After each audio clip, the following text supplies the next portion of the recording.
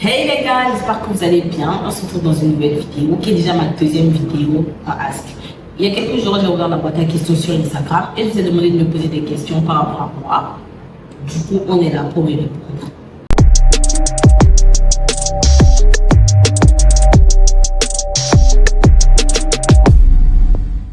Annyeong. Bon, c'est vrai, effectivement, il y a pas plein de questions. Coucou Kenny, comment tu t'appelles? Je m'appelle Kenny. Tu as quel âge? J'ai 20 piges, je suis une demi. Ton poids? Qu'est-ce que tu fais dans la vie? Alors, pour ceux qui ont vu ma première vidéo, vous savez déjà que je suis étudiante en troisième année d'expertise comptable. Du coup, je touche à la fin de la licence.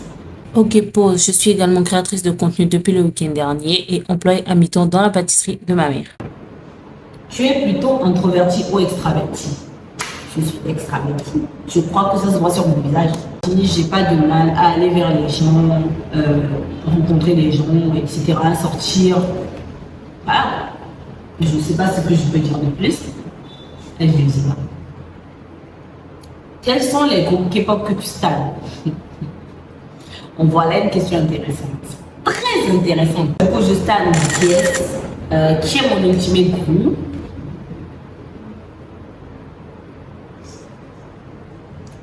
Je stalle les Super Juniors, Suju, qui est le groupe qui m'a fait découvrir la K-pop en 2012. EXO, bien sûr. GOT7 aussi, évidemment. Donc ça, c'est vraiment les groupes que je stalle réellement, tu vois. Après, il y a ETI, qui est mon groupe favori. Après BTS, désolé, Super Junior. TXT, ouais, je stalle beaucoup pour TXT. Oui, j'aime beaucoup le groupe TXT. À part TXT, il y a The New Six. Eux, je suis sûre que dans quelques années, ils auront un succès de malade parce qu'ils sont bons. Ils sont vraiment très bons. Après, il y a Yanji, Stray Kids. J'aime beaucoup Stray Kids. Ils sont très, très doués. Only One Off de temps en temps. Pour Only One Off, libido. BTS, ATEEZ, Suju, EXO, GOT7, TNX, TXT, Stray Kids. Même si Stray Kids, c'est vrai que je les sens pas de malade. C'est Mino et Yanji. Qui est ton bias dans BTS? Dans BTS, moi je suis OT7. Généralement, au début, je changeais de bias comme de chemise. Et après, je me suis rendu compte en fait que j'étais OT7, même si en ce moment, je suis un peu dans ma période Namjoon. Alors que c'est Lera, Tweedy, Golden, etc. Mais Jungkook qui me maltraite trop là. Moi, je suis désolée, je peux pas rester, je quitte. Je peux pas rester dans les parages de Jungkook qui fait du mal, qui serre le coup devant la roue. Quelle est ta nationalité? En fait, j'ai remarqué, la team Instagram et la team YouTube n'est pas pareil du tout. Parce que, ma foi, j'ai dit ça dans la vidéo précédente. Du coup, je ne sais pas pourquoi on me demande encore ma nationalité. Même, je suis béninoise. J'habite au Bénin. J'ai grandi au Bénin. Je suis née au Bénin. J'ai la nationalité béninoise. Quel plat asiatique as-tu déjà mangé? J'ai déjà mangé des ramen. C'est très bon. J'ai mangé des udon coréens. C'était très bon. C'était des instantanés. Je pense qu'ils pouvaient être plus bons quand même. J'ai mangé des tteokbokki instantanés. C'était pas le tendogo, le poulet coréen. J'ai mangé du yakimechi. Ça, je crois, c'est japonais. C'est bon, très bon. J'ai mangé des raviolis chinois au Nouvel An chinois 2018. À part ça, j'ai mangé du riz au curry. Je suppose que c'est un plat asiatique vu que c'est indien. Je crois que c'est tout.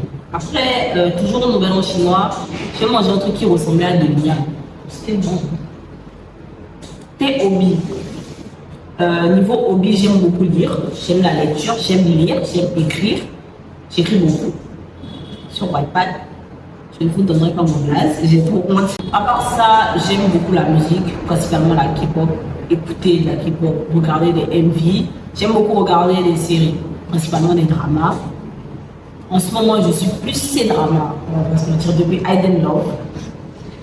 très C-drama. Donc voilà. À part ça, j'aime beaucoup créer du contenu logique. Ouais, j'aime beaucoup la création de contenu. Voilà. J'aime bien sortir, m'amuser aussi pour me détendre, etc. J'aime beaucoup aller à la plage. Quand il y a du soleil, parce qu'il pleut beaucoup ces derniers temps. Tu fais quelle taille? Enfin, quelle taille fais-tu? Tu fais quelle taille? Franchement, vraiment, la limite, la taille de LeBron James. Franchement, Russell Westbrook. Est-ce que tu fais du sport? Si un jour j'ai faim, est-ce que tu pourras me donner de l'eau pour manger? Tu penses quoi de l'adaptation de One Piece sur Netflix? L'adaptation de One Piece sur Netflix, à mon avis, il y a eu beaucoup de retours positifs par rapport à ça. Il y avait beaucoup de personnes qui disaient que oui, c'est super bien, tu devrais essayer, etc. Même si j'avoue que je doute encore un peu. C'est vrai que c'est le mangaka qui a participé à l'adaptation, etc. Mais je doute beaucoup parce que je pense que ça peut limiter en fait dans la magie de l'imagination que One Piece nous a toujours offert depuis qu'on est petit. Tu vois, je m'explique. Par exemple, quand Luffy il fait son Gangan, il étire son bras, il étire sa tête, il étire n'importe quoi sur son corps. J'ai pas encore vu dans l'adaptation comment le personnage principal, qui ressemble à un Indien ou bien un Japonais, le fait, mais en fait rien que ça, en fait, quand on laisse les fruits du démon la possibilité d'avoir plusieurs pouvoirs, etc., je pense que ça peut beaucoup limiter en fait dans la magie, dans l'imagination, dans l'imaginaire. C'est-à-dire, s'ils veulent reprendre Kaido, le personnage adapté de Kaido, à quoi il est censé ressembler?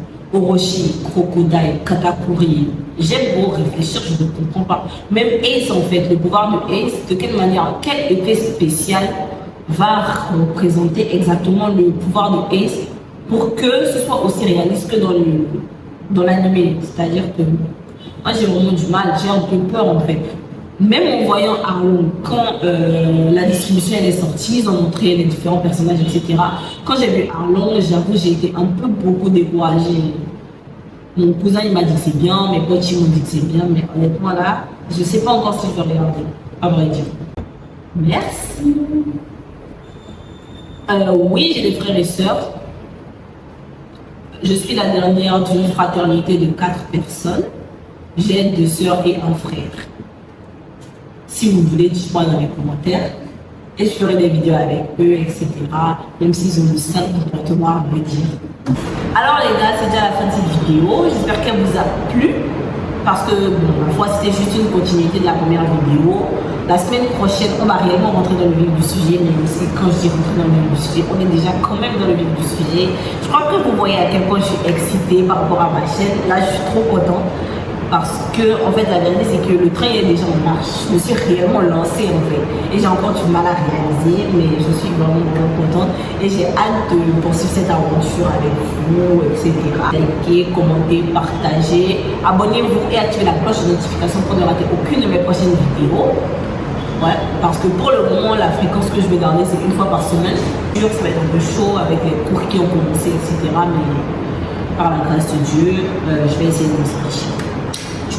Voilà. Abonnez-vous à mon Instagram. Oui, suivez-moi sur Instagram. C'est très important, comme j'ai l'habitude de dire sur Instagram. En fait, j'aimerais bien dire suivez-moi sur TikTok. Mais c'est vrai, j'ai un compte TikTok, mais je fais rien sur mon TikTok. Juste peut-être j'ai fait un challenge de bounty, mais c'était un gros fail. Ah, c'était un fail. Pour être un fail, là, pour le coup, c'était un vrai fail. Du coup, on se dit à la semaine prochaine pour une nouvelle vidéo.